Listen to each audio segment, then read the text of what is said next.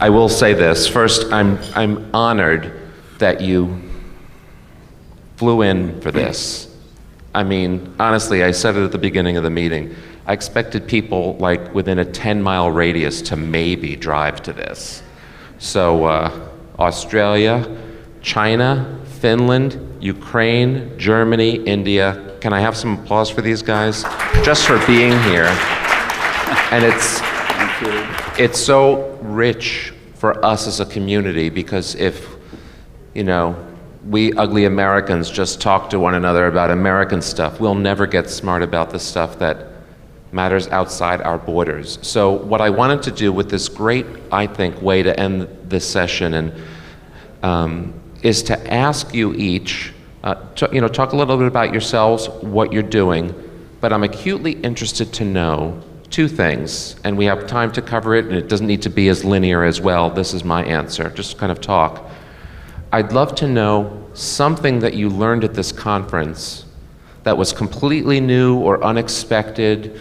So just from a, we wouldn't have heard that in Australia or whatever, I don't know. The other thing, and what I really want to learn is, we didn't talk about issues with, business in China so much, or we didn't talk about TGA, and we didn't talk about what's going on in India and what it takes. We didn't talk about what it's like to try to be a medical device manufacturer in a war-torn country. So help us broaden our horizons and understand what's going on outside of our little world. Start in any order, perhaps with just in a chivalric nod. We start with the ladies and move out to the gentlemen. Absolutely. Thank you. Well, maybe I can start. So hi, everybody. It's nice to be here. I'm Virpi Muhonen. I'm from Finland, and my background is actually in science. So I don't have a company yet, but I'm a tissue engineering researcher specialized in stem cell research, especially in cartilage repair. And well, that's enough of me, but why I came here is that because, of course, in Europe, in EU, you have this Eurocentric view, and it was really exciting to see what's going on in here. And what are the differences and what kind of things I didn't even realize. And especially as a scientist, when you're at the lab and you're thinking things outside of the lab, the things that you need to do if you want to get something you invented to have an impact, to actually reach any patient, there is this little things you need to do, and it's really scary, and because that's something you don't know nothing about. So coming to these kind of places and meeting those people who actually know a lot about those things is kind of like having little candlelights in the darkness. It doesn't seem so scary anymore. You know a lot of new people, you know more about the field. So I cannot name one thing in this Congress that was the super thing. Of course, there was plenty of really good speeches, but the whole conference was really excellent. Thank you, Joe, for that.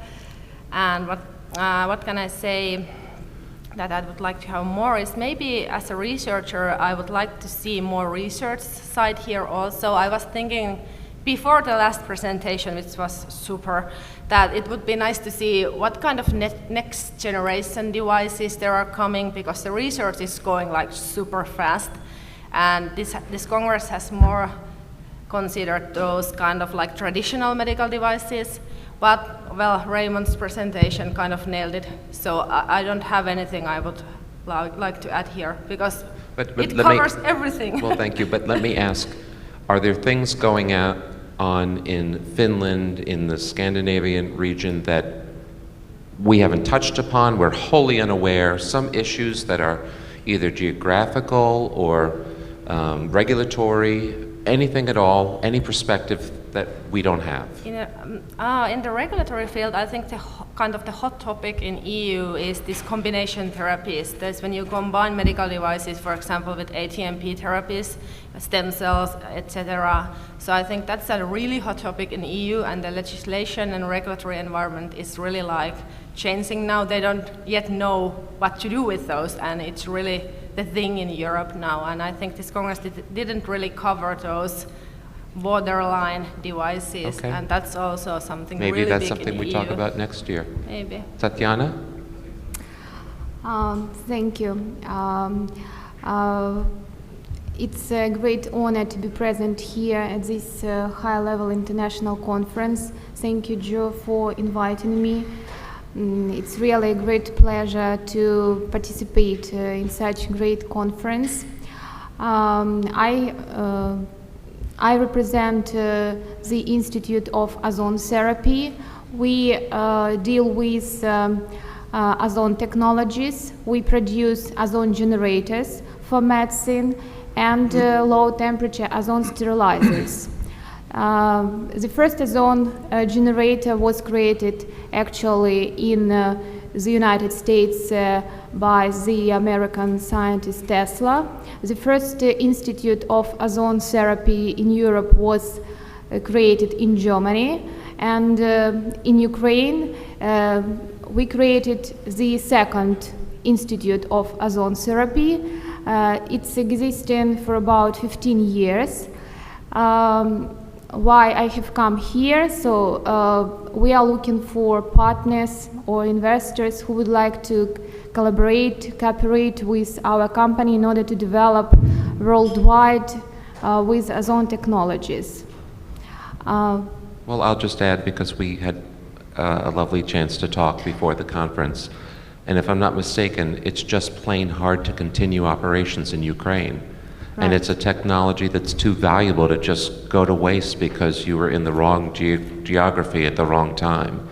So let's share more about what you're doing online after the conference. But thank you.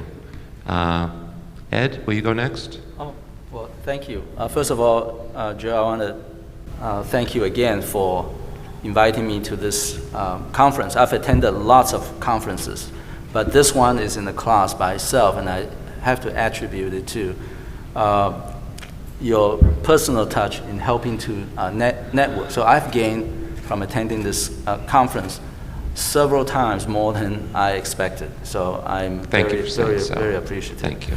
I'm an anesthesiologist and inventor, and I have disruptive wound care technology that eliminates the need for wound dressings. It takes the form of a low-profile clear-view chamber that's applied over a wound. This chamber is changed about once a week or so.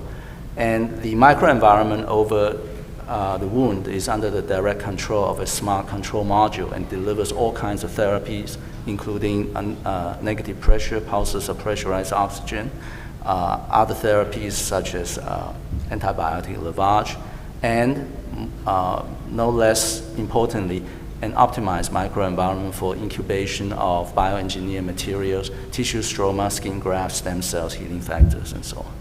Okay. And can you give us a perspective of something that's going on either locally or regulatorily or your choosing, something that's going on in China that we didn't touch that would be something that we should know? Sure. Well, as you all know, China is a rapidly changing country, and it's changing literally before your eyes in many, many aspects.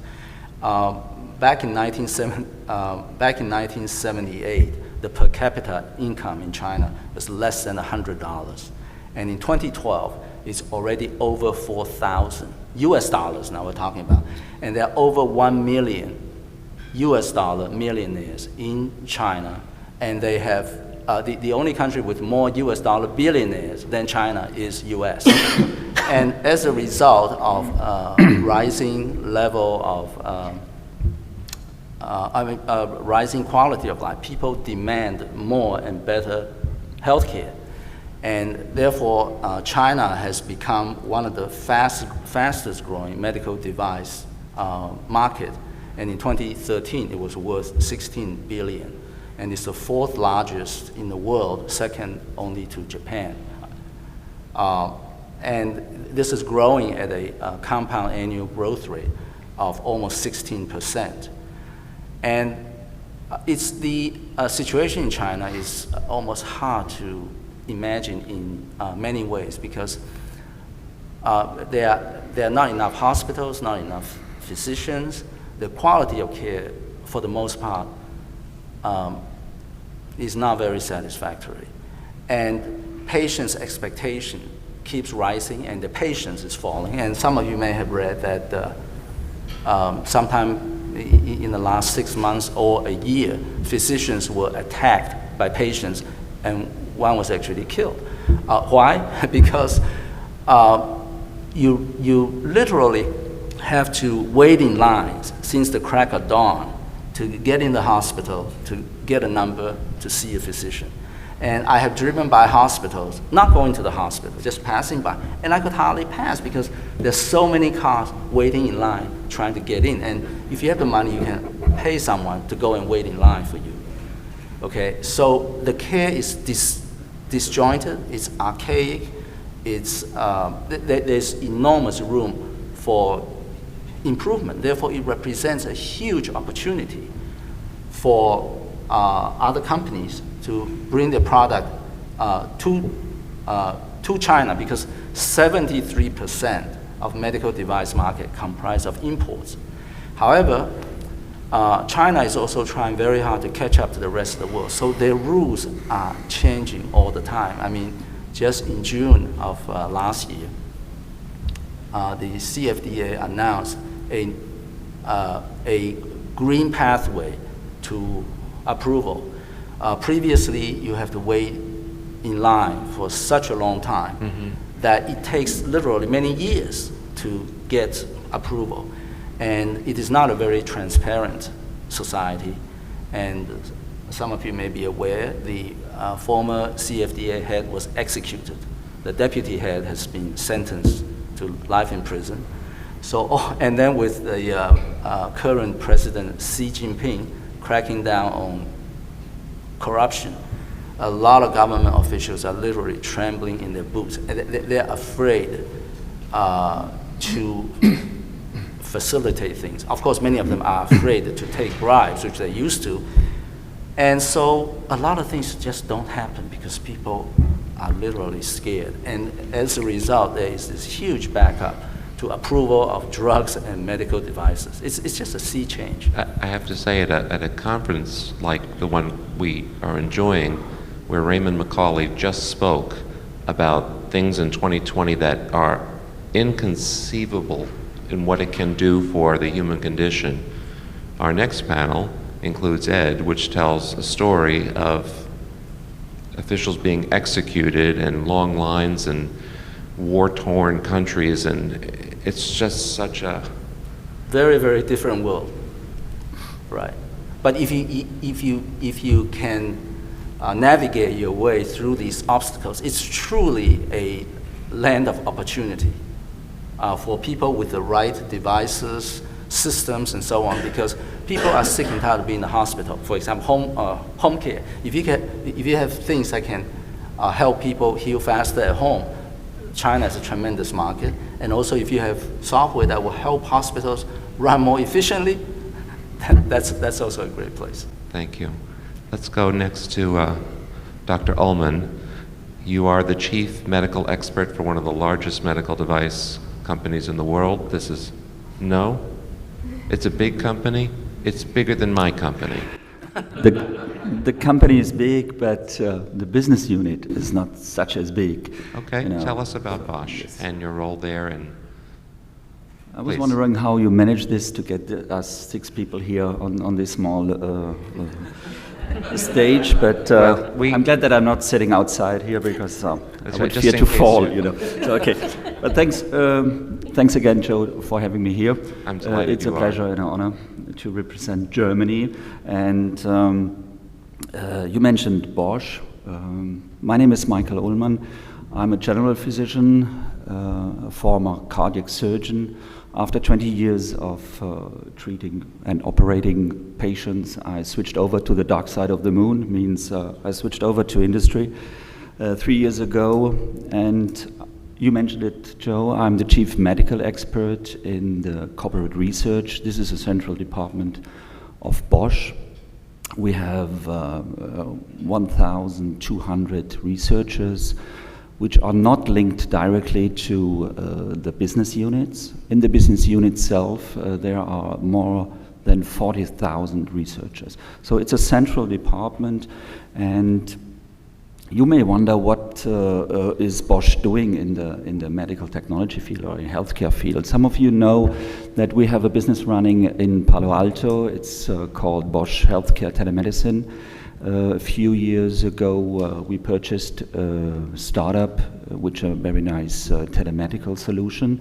So we are one of the biggest provider of telemedical solutions here in the United States. We are cooperating with the Veteran Administration. And at the beginning of this year, we founded another business unit in Germany.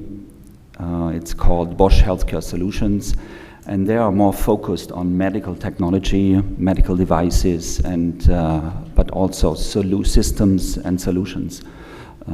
So I am helping them, I'm consulting them, but I am dealing with medical technology, especially as a scout. So coming back to your question, what was new for me in this excellent conference? Whale milk or cheese, the narwhal cheese. So I never heard about this. The rest of the talk of Raymond was quite familiar because, as I said, I'm attending a lot of conferences, but less from the technical point, because I'm not a physicist or engineer. I'm a physician, and I see myself more as a trend scout and to feel the temperature, what's coming up the next 5, 10, 15 years, as we in our department are developing the solution for tomorrow. I noticed you were one of the more prolific note takers and picture takers. Because I'm too lazy to write all this stuff, and I'm not sure Your if you're handwriting providing is me with all the illegible slide anyhow, right? decks, you know. So no, it's because I like to go through these presentations again, and as I'm attending a lot of these conferences, I develop my style to take my information and to look back then in a quiet moment. And Germany is, of course, the home to the biggest or second largest medical device event in the world, Medica. Yes. And so I'm quite familiar that Germany is quite active and proud in its medical technology and innovation. Is there something we have not covered here that would be good to share with us here, or perhaps start some questions about it? Yes, Germany is quite strong in medical technology. I think we are the third nation in the world. The leader is the United States, and then it's France and Germany, and then it comes Japan, another thing. What I always see in these conferences, there are a lot of sessions and topics dealing with regulatory things, which is a quite complicated thing. We have in Europe a different system, which is not that complicated, but still complicated. But as Bosch is an international company, so we also have to deal with this regulatory issues. And there were a lot of sessions and talks about market assess, very important things. But I think my colleague from Finland has, I had also the impression that for me as a guy who is working in research, this is a topic which is a little bit, not neglected, but has not the emphasis and the importance in these conferences, but that's normal. I'll confess that not every topic is as interesting to me as every other topic. Yeah, and I have my there was favorites. a fast, how do you call this, fast round? Fast round, yeah. A fast round with design. So I found this quite interesting, but because I think this is something very crucial in medical technology, and I see this with my colleagues in the research department. They like their technology, and they are real enthusiastic if they find something very new, and I'm a guy. Then I tell them, okay, so what? Because if you don't know your user, if you don't know who is buying this technology, it's senseless. So I heard a few months ago, I was at a conference, and some of these design people said something very intelligent. He said, not every customer is a patient, but every patient is a customer. So this means we should focus more on the needs of the user and less to create sophisticated technology, which is complicated, okay, but at the end it has to be used, and a smart device is not smart when it's not used. Fair enough. Good point. Thanks for sharing that. Jay? Hello?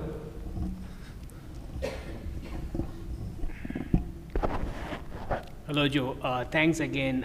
So I've been thinking of coming last year. I couldn't make it, but this year I decided, anyway. So yeah, in my previous job, I used to come to US very often, at least once in a quarter.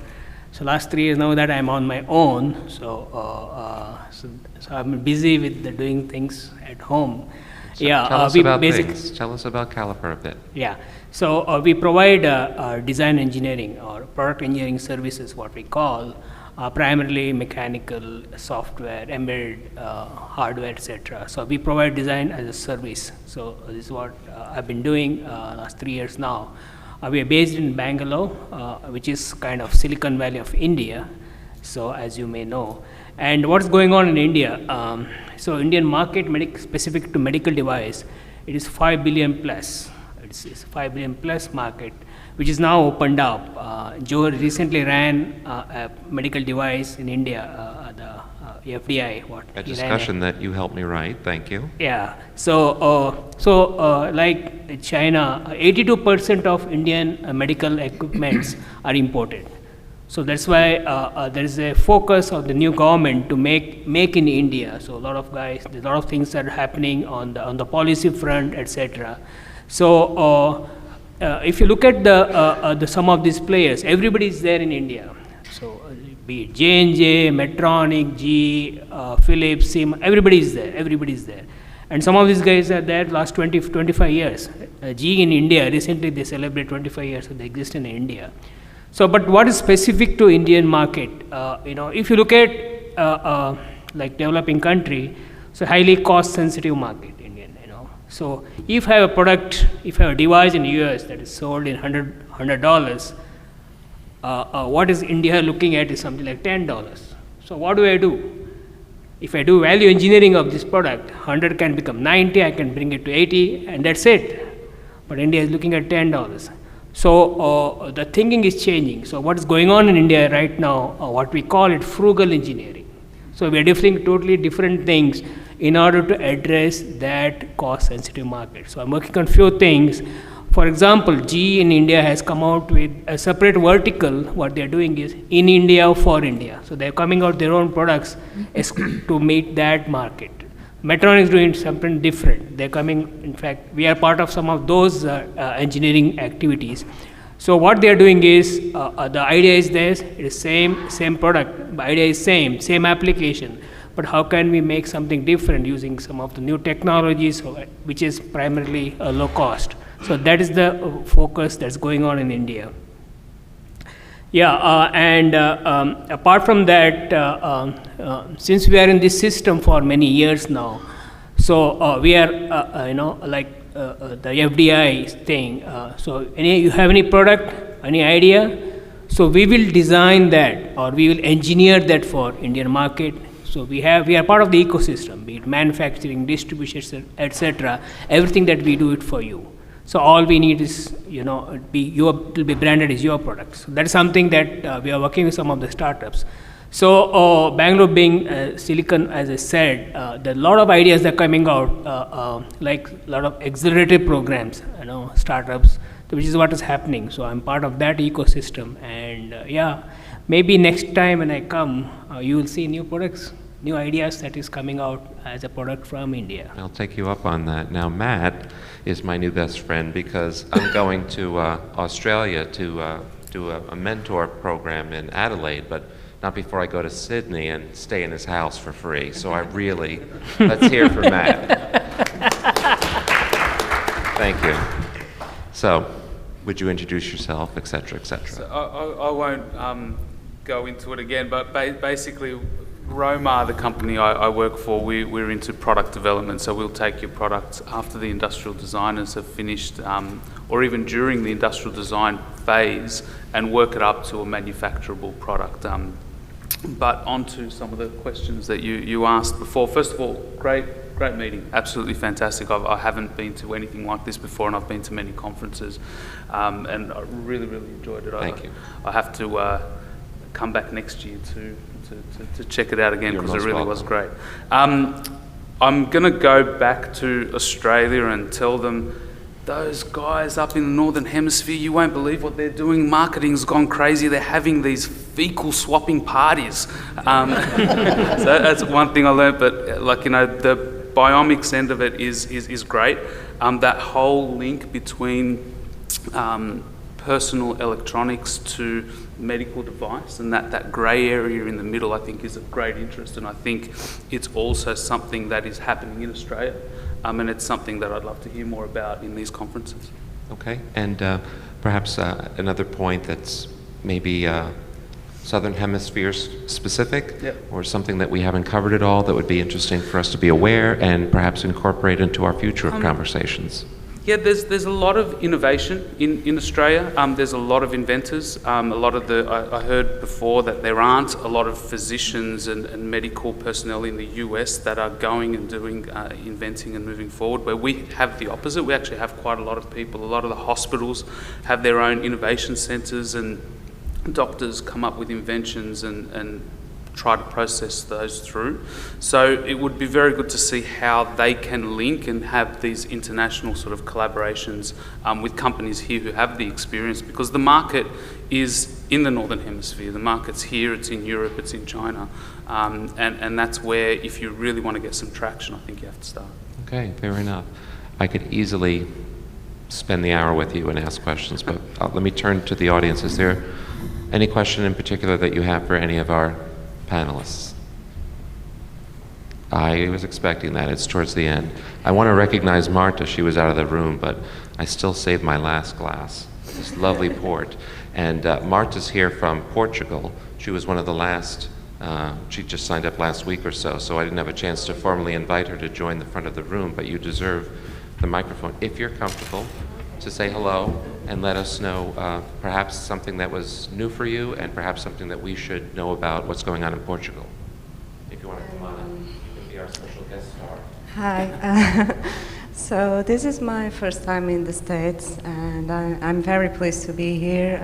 I didn't know I was so like Americans, perhaps more like than Portuguese. So I'm very pleased to be here. Thank you, Joe. I'll thank Roberto when I get back. So here I learned a lot of new things, of course. And I work for a software development company. We do EHR. So we are on this other side of the road. We try to integrate medical devices into the electronic health record. So what I ask to you all is, please follow the standards, don't do dialects on the communication, because that gives us a lot of trouble. And that will be the future too. That's one of the aspects, that everything is integrated. As far as from Portugal, I can give you some highlights. For instance, we are early technology adopters. We are a small market. Everybody knows each other. So it's a good beta testing market if you want to go to Europe, for instance. We were very early on cell phones. We were very early on ATMs. We use them all the time for lots of services. So it would be a good place to start. If you want also some help, perhaps I could assist, although I'm not on medical devices area. Also, there's one thing most people here don't know about, is that in Europe we have these European grants from European funding that are now very related with active aging. So it's for Europe, but there are some exceptions for opening with other countries. And perhaps you could do some research there and get also to be funded. Those are the main things I think I can teach you, perhaps, from my experience. Thank her.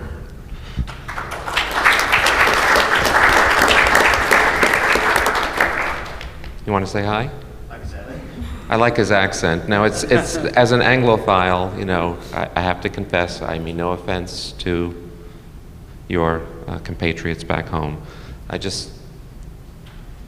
It's harder for me to relate to what's going on in India than it is to what's going on in the UK.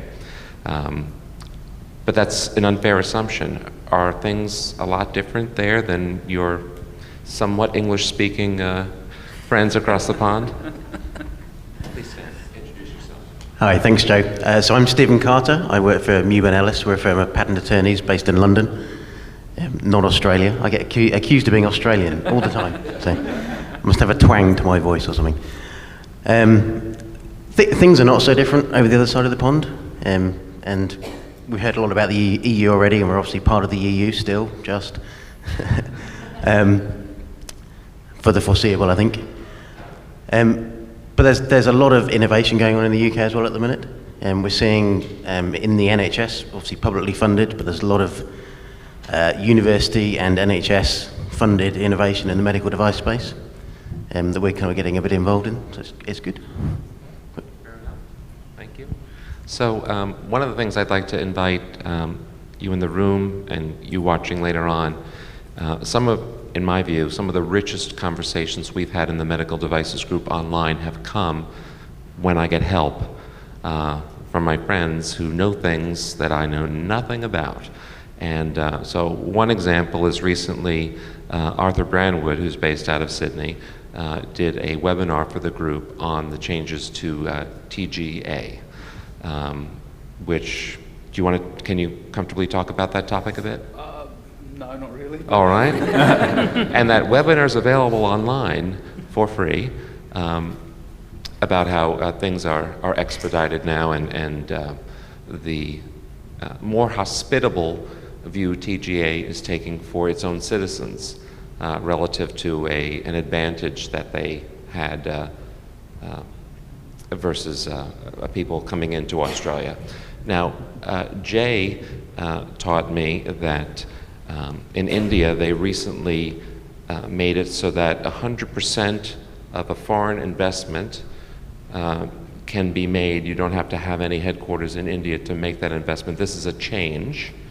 And so we collaborated on what would the question be for the group.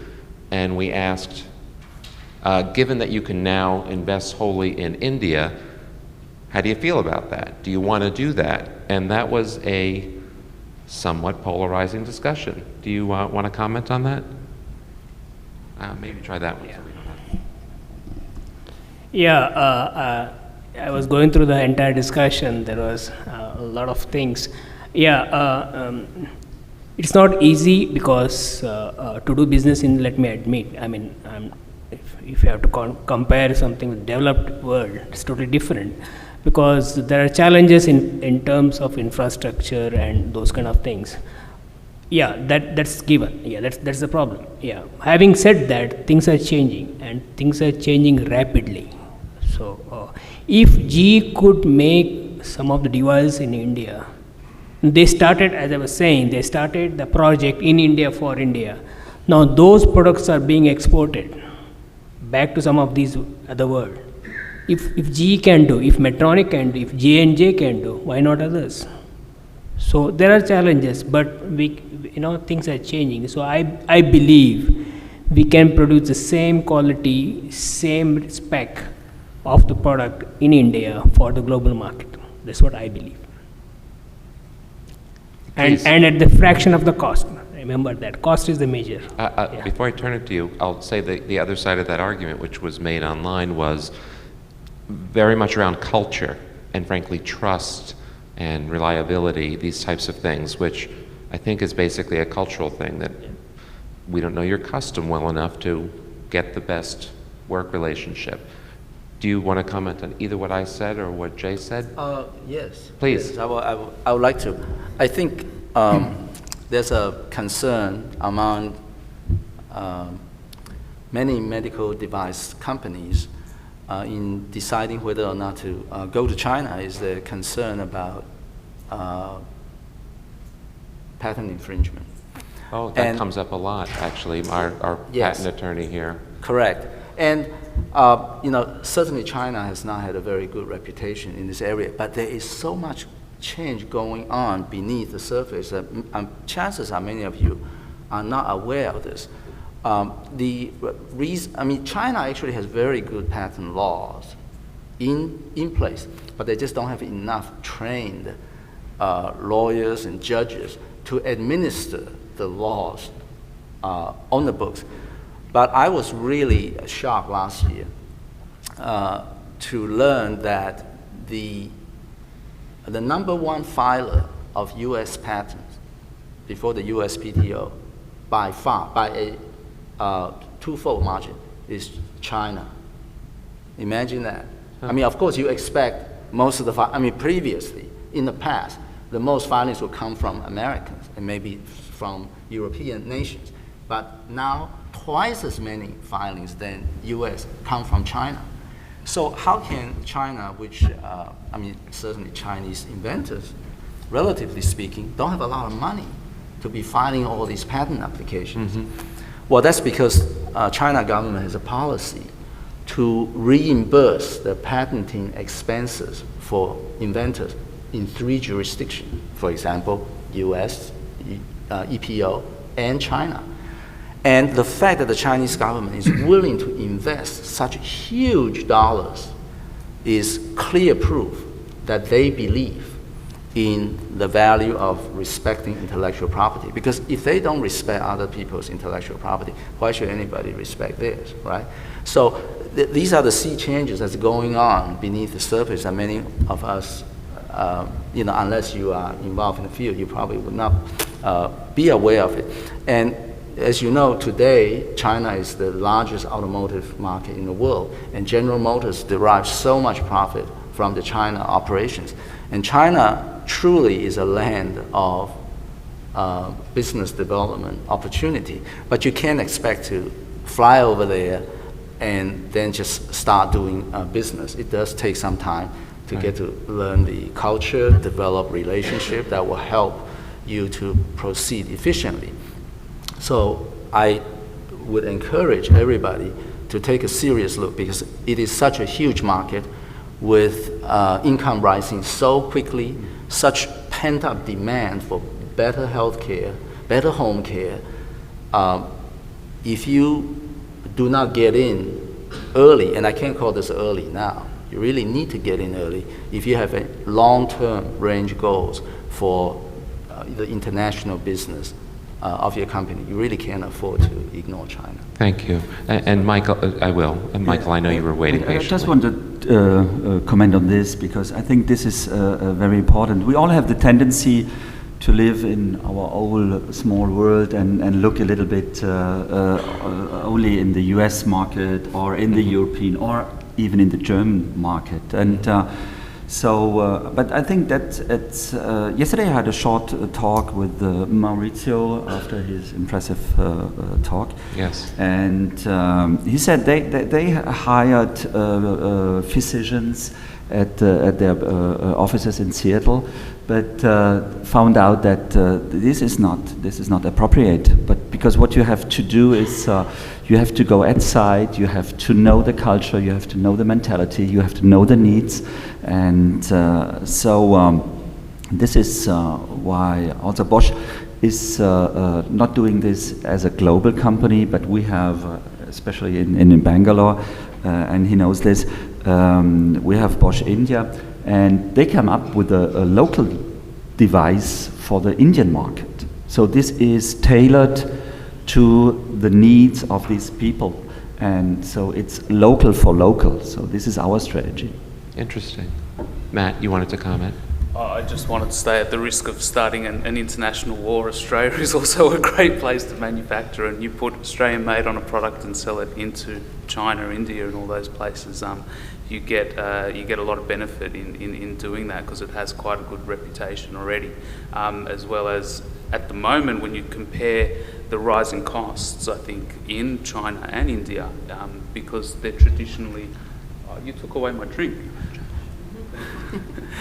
Traditionally low-cost labour markets. The changes in foreign currencies now are starting to assist things to go to other regions, and I think even in the US there's a big drive to bring manufacturing back to the US, and it's the same in Australia. Can you bring manufacturing back to Australia? It's the same sort of drives. That's a fair point. So you opened a little bit of a can of worms, Dr. Ed, when you started talking about intellectual property, privacy violations, and the like. And we had our resident expert, Doug Limbaugh. From my very undereducated perspective, the story I hear about property theft in China is good luck trying to sue somebody. I mean, who would you find? It's like a black hole of, sorry, man, you're out of luck. So, do you have a comment, Doug? Sure. I don't know. I don't want to interrupt finding this conversation fascinating, so I don't want to interrupt it here, but just echo the comments that Dr. Ed said about how things are changing. Remember when I first started practicing in the early 90s, how China was the new emerging market, and although the culture had been to copy things and not develop so much themselves, that was going to change. And great efforts were being made at the time to strengthen the IP laws there, and there was a lot of hope. And the 90s came and went and turned the millennia, and another 5 or 10 years, I think, and there was very little change. It was still a culture of copying, and you could spend a lot of money on patents in China and couldn't enforce them, couldn't do much. And so people started scaling back and saying, we're just not going to file in China anymore. But in recent years, I think there has really been a lot of progress made, not just words, but actual deeds. And so it's great to see. Correct. I mean, there are, every year we see more and more patent infringement cases successfully fought in China. And China patent fees are incredibly low. So it really is a great value. Did anyone want to comment before we move to another topic? So just one thing on that, and I did notice this, I hadn't seen it before when we were visiting some manufacturers in China. There are a few manufacturers who actually are certified for patent protection, and there's an ISO standard, which I didn't know existed, some other people here might know, on being accredited to basically protect patents for, and it's a manufacturer standard that's out there, and that some Chinese manufacturers do have those. My next question, it's more of, I guess, a statement to kick off a discussion, is directed to Tetyana. And that is, so I've been leading the group for 3.5 years. Ukraine has never come up, not once. The closest has been, we had a Belgian bioengineer who wrote me and said, I'm doing Doctors Without Borders in Afghanistan. People are donating equipment. This is kind of the Maurizio story, but I have no one to operate it. I have no spare parts.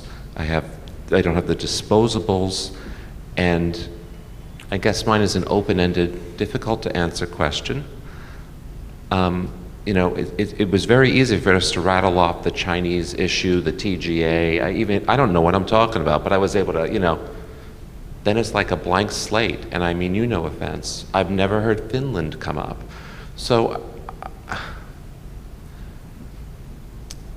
I don't know, what is the best way, if we succeed in our little experiment of this community that we're building here, how can we get the best of what Ukraine and Finland has to offer, or how can we, you have so many issues, as you especially, a war-torn state. It's like ... Do you have anything to say or suggest for us? Thank you, Joe. I should confess that now Ukraine has a very difficult situation, and every 5 years we have economic crisis. Something is going to happen, and all people around are living in, so to say, a kind of expectations, and unfortunately not so good. That's why it's very difficult to make any kind of prognosis. So, but hopefully everything will be okay. Everything is going to be all right, and I suppose that this conference I'm visiting is very helpful to share ideas, to see something new innovations in medical devices I have never seen before. Every 3 days I have spent here, as you told, it's like a big, really family of medical device group, and I'm very grateful for this. I don't know, probably it's, thank you for such an opportunity to be here. I will try as much as I can to develop and to integrate new ideas on my local level, so to say. Thanks again, because it's like, for me personally, it's like a fresh air of new generation in medical device, in medicine and in medical devices. Any comment from the table? That's fine. Jay, did you? I have a suggestion. You may not like it, Joe. Sorry? I have a suggestion. You may not like it, or I don't know. Okay, Let give me it a try. Yeah, I think next year your conference already finalized, right? Your venue, finalized the venue, etc. for next It year. will either be this hotel or one about 5 miles from here. Okay. Yeah. The following year, why not we have this meeting outside US? Is there a possibility? Let's talk offline, Jay.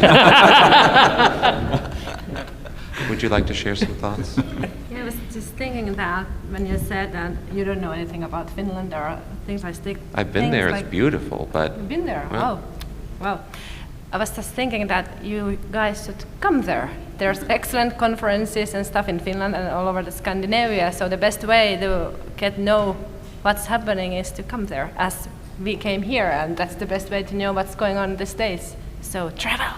Fair enough, okay. Well, it can't all be about me, but let's use the online tools that we have and the internet, and let's commit to share a finished story with the group in the near future, something that we can collaborate. It's the beautiful thing about this group is we get to crowdsource answers to things that we can't do alone. I started the conference by saying, there's among us all in this room, I mean, we made name cards for you, but we've had special guest stars come up to the stage because we all have something to offer. Insofar as we can do that together, then let's please take advantage of that. I think we're out of time. I'm very, very grateful to have you here. Thank you. May I have a round of applause for our guests?